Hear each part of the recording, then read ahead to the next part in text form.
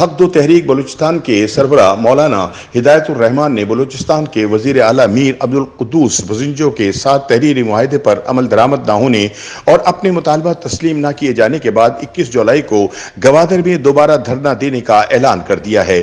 یہ اعلان کرتے ہوئے مولانا ہدایت الرحمان نے کہا کہ گزشتہ سال دسمبر میں ہم نے ایک تاریخی دھرنا دیا تھا جو 32 روز جاری رہا اور جسے وزیر اعلیٰ بلوچستان سے معاہدے کے بعد ختم کیا گیا۔ تاہم تحریری معاہدے کے باوجود ہمارے مطالبات پر عمل درآمد نہیں ہوا۔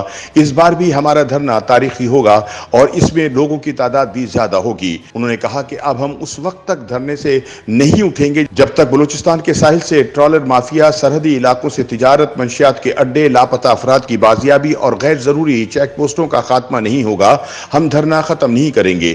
یاد رہے کہ حق دو تحریک گزشتہ سال نومبر میں گوادر سے شروع ہوئی تھی، جسے پھر پورے بلوچستان میں وسعت دے کر حق دو تحریک بلوچستان کر دیا گیا تھا۔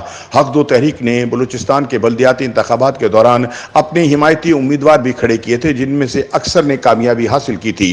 اب مولانا ہدایت نے وزیر اعلیٰ عبدالقدوس پر تنقید کرتے ہوئے کہا ہے کہ وزیر اعلیٰ نے ہمارے ساتھ معاہدہ کیا تھا کہ ٹرالر مافیا پر پابندی سمیت دیگر مطالبات پر عمل درآمد ہوگا، لیکن کسی پر عمل نہیں ہوا۔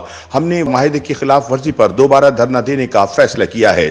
مولانا نے کہا کہ وزیر اعظم شہباز شریف کے دورہ گوادر کے موقع پر بھی ہم نے مزاحمتی استقبال اور احتجاج کیا تھا۔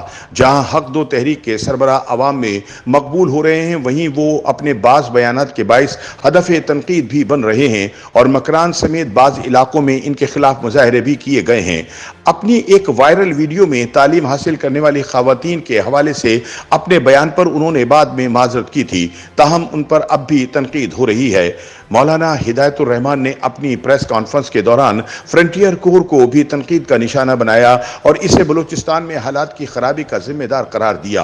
انہوں نے کہا کہ دھرنے کے ایجنڈے میں ایف سی کی غیر ضروری چیک پوسٹوں کا خاتمہ شامل ہے، لہٰذا ان کو ختم کیا جائے۔ حکومت اور دھرنا منتظمین کے ساتھ ہونے والے معاہدے میں ٹرالر مافیا کے حوالے سے کہا گیا ہے کہ آئندہ اگر کوئی ٹرالر اسسٹنٹ ڈائریکٹر کی حدود میں پایا گیا تو ان کے خلاف کارروائی کی جائے گی۔ YouTube پر گوگلی نیوز دیکھنے کے لیے youtube.com کی سرچ بار میں googly news T V type کریں۔ گوگلی نیوز کے پیج پر سرخ رنگ کے سبسکرپشن والے بٹن پر کلک کرنا نہ بھولیے۔ YouTube پیج پر اپلوڈ ہونے والی ویڈیوز سے باخبر رہنے کے لیے بیل آئیکن پر کلک کیجیے۔ آپ کو ہر نئی ویڈیو کے بارے میں نوٹیفیکیشن موصول ہو جائے گا۔